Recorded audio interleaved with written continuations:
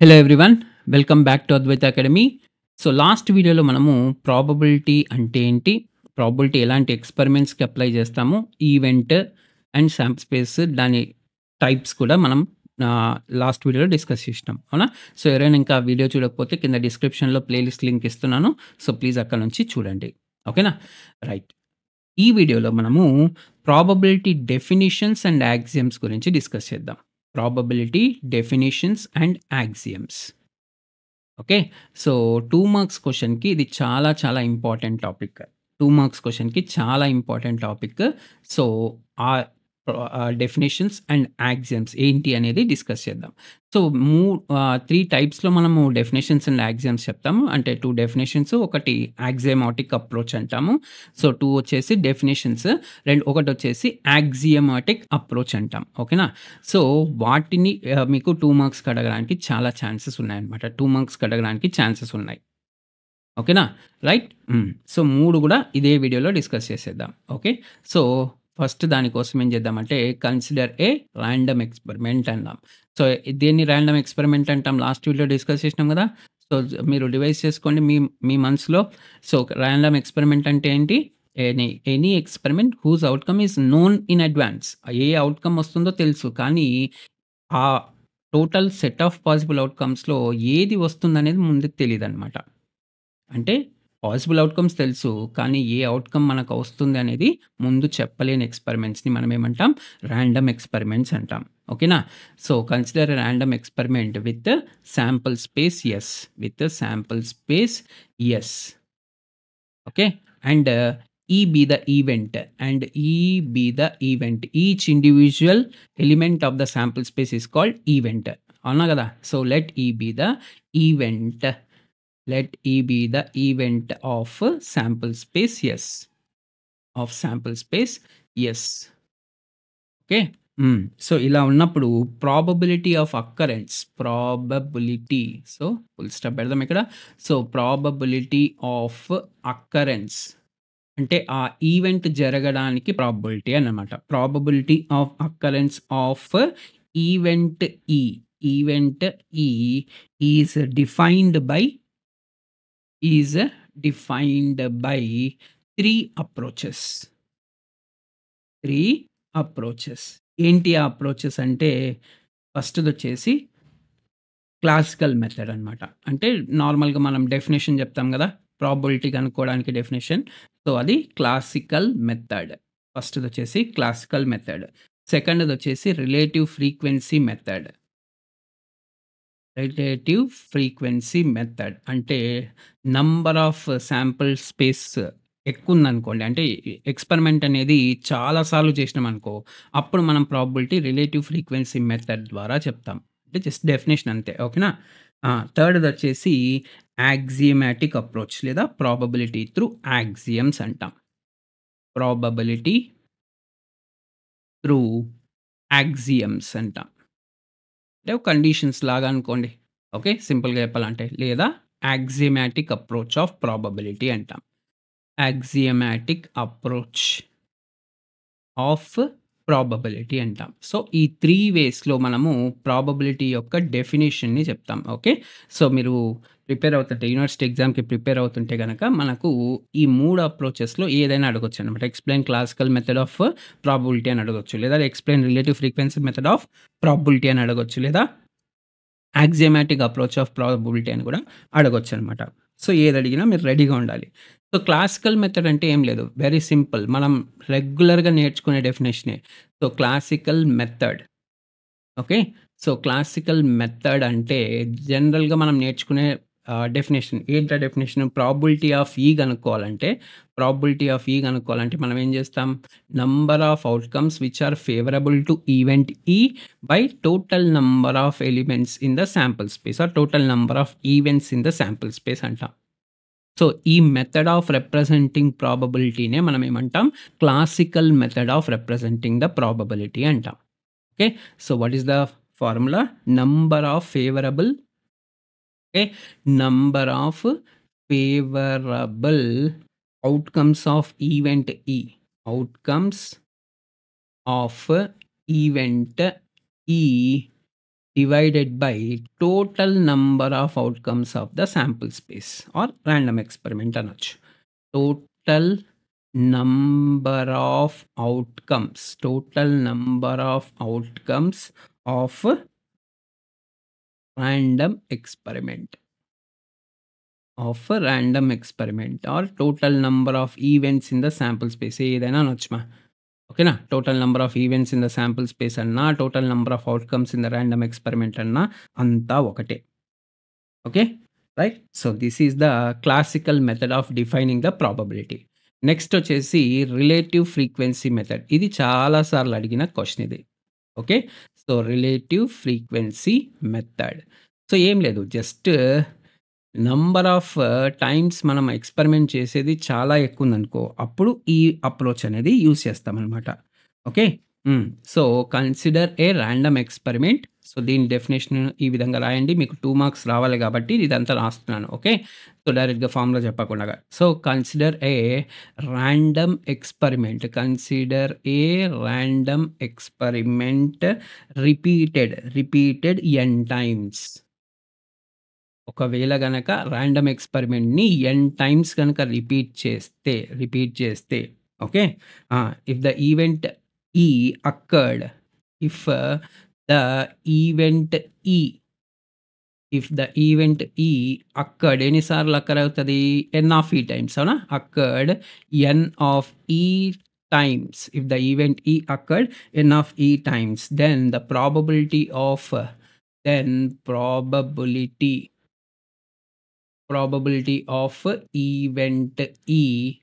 event E is defined as relative frequency of event E.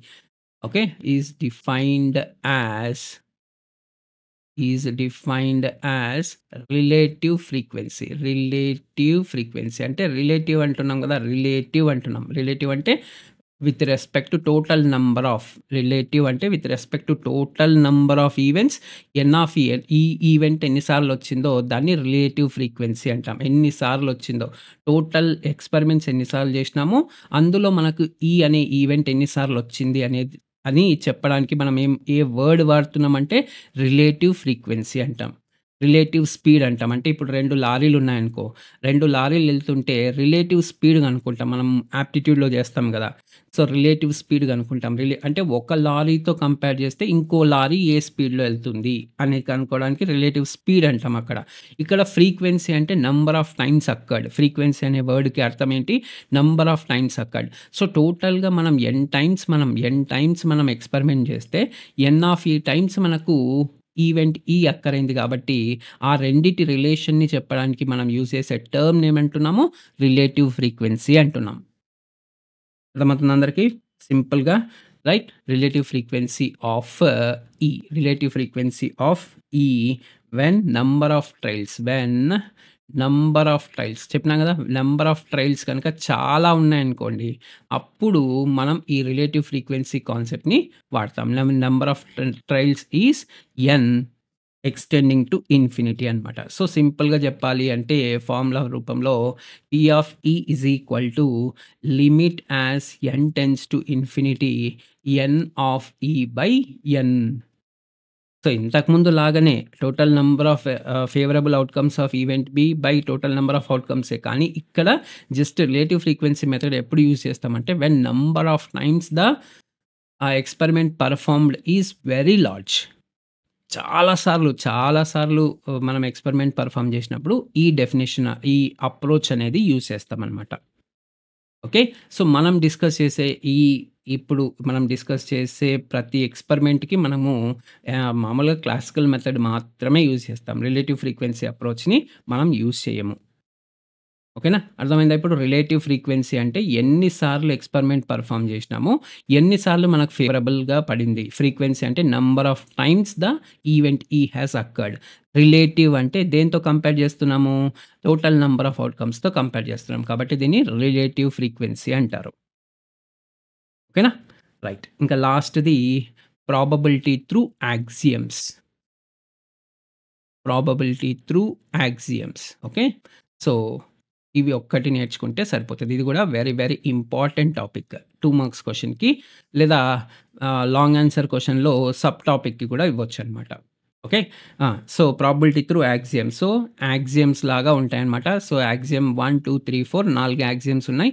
So, ఆ 4 axioms discuss చేస్తే అయిపోతుంది. ఓకేనా? So, first యాక్సియమ్ ఏంటి? ఫస్ట్ యాక్సియమ్ అంటే రూల్స్ అనమాట. ఒక రూల్స్ లాగా అనమాట. సో, ప్రాబబిలిటీ ఖచ్చితంగా పాజిటివ్ నంబరే అయ్యుంటుంది. అది యాక్సియమ్ 1 అనమాట. So, probability is always positive. Probability is always positive. ఓకేనా?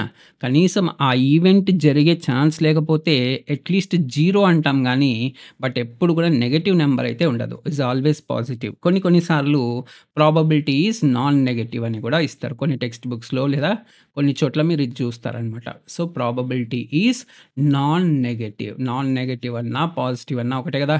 Right? So, probability of event E is always greater than 0. Okay? Or greater than or equal to 0 అనుకోండి. అర్థమైందా?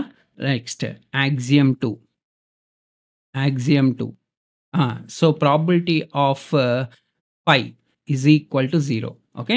So, probability of 5 is equal to 0 and probability of S is equal to 1. 5 అంటే ఏంటి? Impossible event అనమాట. Or null event అనుకోండి. Okay. So, impossible event అంటే ఆ event జరగడానికి పాసిబిలిటీనే లేనిది. ఫర్ ఎగ్జాంపుల్ మీరు డైని టాస్ చేస్తున్నారనుకోండి. గెట్టింగ్ ఏ ఫేస్ ఆఫ్ 8 అన్నాననుకో. అసలు 8 అనే ఫేజ్ ఉంటదా అసలు డైలో? ఉండదు. సో, అలాంటి వాటిని ఇంపాసిబుల్ ఈవెంట్ అంటాం. అలాంటి ఈవెంట్ అక్కర్ అవ్వడానికి పాసిబిలిటీ ఎంత? దాన్నే కదా మనం ప్రాబబిలిటీ అంటాం. ఆ ఈవెంట్ అక్కర్ అవ్వడానికి కావాల్సిన ప్రాబబిలిటీ. సో, దాన్నే మనం పాసిబిలిటీ అన్నాం. సో, అలాంటి దానికి పాసిబిలిటీ ఎంత? 0. అసలది అక్కరే కాదు. కాబట్టి అలాంటి ఈవెంట్స్‌ని ఏమంటాం? ఇంపాసిబుల్ ఈవెంట్స్ అంటాం. Okay. And P of S is equal to 1. Sum of all the events in the sample space is always equal to 1. P of S అంటే ఏంటంటే sum of probabilities of all the events అనమాట. Sum of probabilities of all events in the sample space. All events in sample space is always equal to 1. ఇది మనకు ముందు ముందు మీరు probability కనుక్కున్నప్పుడు కావాలంటే మనం డిస్కస్ చేద్దాం. ఇది ఆల్రెడీ మీకు తెలిసిందే. అవునా కదా! Sum of probabilities of all the events in the sample space is always equal to 1 అనమాట. Okay. Next axiom 3. Okay.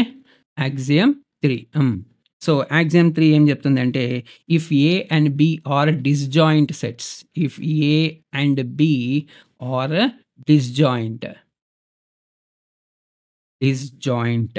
Then are disjoint events అనుకోండి. Disjoint events then probability of A union B is always equal to probability of A plus probability of B. Okay. ఇది మనకు addition theorem of ప్రాబబిలిటీలో వస్తుంది. Next రాబోయే వీడియోస్‌లో మనం దీని గురించి discuss చేద్దాం. Okay. So, if A and B are disjoint అంటే డిస్‌జాయింట్ ఈవెంట్స్ అంటే ఏంటి? రెండిట్లో ఏది ఎలిమెంట్ కామన్‌గా లేదు అని. ఓకే. డిస్‌జాయింట్ ఈవెంట్స్ అంటే రెండిట్లో ఏ ఎలిమెంట్ కామన్‌గా లేదు అని. అర్థమైందా? రైట్? సో, అలాంటి ఈవెంట్స్‌కి ఏ ఇంటర్సెక్షన్ బి ఏమైతది? 5. ఏ ఇంటర్సెక్షన్ బి ఏమైతది? 5. కాబట్టి యాక్చువల్‌గా మనకు అడిషన్ థియరమ్ ఆఫ్ ప్రాబబిలిటీ నుంచి P of A union B formula ఏంటిమా? P of A plus P of B minus P of A intersection B. So, P of A A intersection B 5 అయితే P of A intersection B ఏమైతది? P of A intersection B 0 అయిపోతది. 0 అయిపోతుంది కాబట్టి ఈ term అనేది ఉండదు. అవునా? ఈ టర్మ్ అనేది ఉండదు. కాబట్టి P of A union B is equal to P of A plus P of B. Okay. So, దీని గురించి ఇంకొంచెం డిస్కస్ చేద్దాం. ఓకే.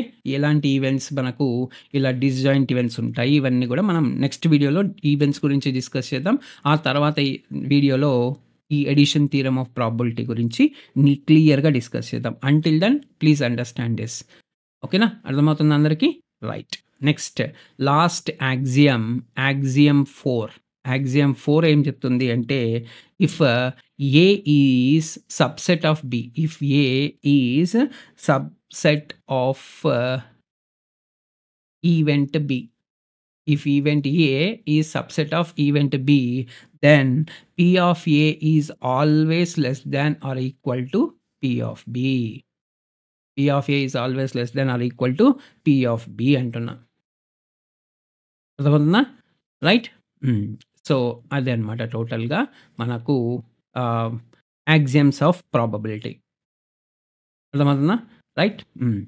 సో, ఏ అనే ఈవెంట్ సపోజ్ ఫర్ ఎగ్జాంపుల్ చెప్పాలంటే ఏ అనే ఈవెంట్ మనం రోలింగ్ ఏ డై రో ఫే rolling a die a face when so, a face appearing when a die is rolled అనుకోండి. So, B is the event of obtaining even number when a die is rolled. అనుకోండి. So, అప్పుడు A అక్కర్ అవ్వడానికి favourable cases ఏముంటాయి టోటల్‌గా? మనకు ఆ 6 ఫేజెస్‌లో ఏదైనా పడొచ్చు. 1, 2, 3, 4, 5, 6. B అనే ఈవెంట్ అక్కర్ అవ్వడానికి ఎన్ని ఫేవరబుల్ కేసెస్ ఉంటాయి చెప్పండి టోటల్‌గా? సో, ఇది ఏ అనేది అపియరింగ్ రోల్ సో, ఖచ్చితంగా ఏదో ఒక ఫేస్ పడాల్సిందే. అవునా గదా! ఈ అనేది ఈవెన్ నంబర్స్ ఏమేమి ఉన్నాయి? 2, 4, 6. ఇప్పుడు ప్రాబబిలిటీ ఆఫ్ ఏ ఇప్పుడు బి అనేది సబ్‌సెట్ ఆఫ్ ఏనా కదా! సో, ఇక్కడ ఏ ఈజ్ సబ్‌సెట్ ఆఫ్ బి అని రాసినాం. అది ఏదైనా కావచ్చు. ఓకే. నేమింగ్ కన్వెన్షన్స్ గురించి పెద్దగా పట్టించుకోకండి. ఇక్కడ బి ఈజ్ సబ్‌సెట్ ఆఫ్ ఏనా కదా!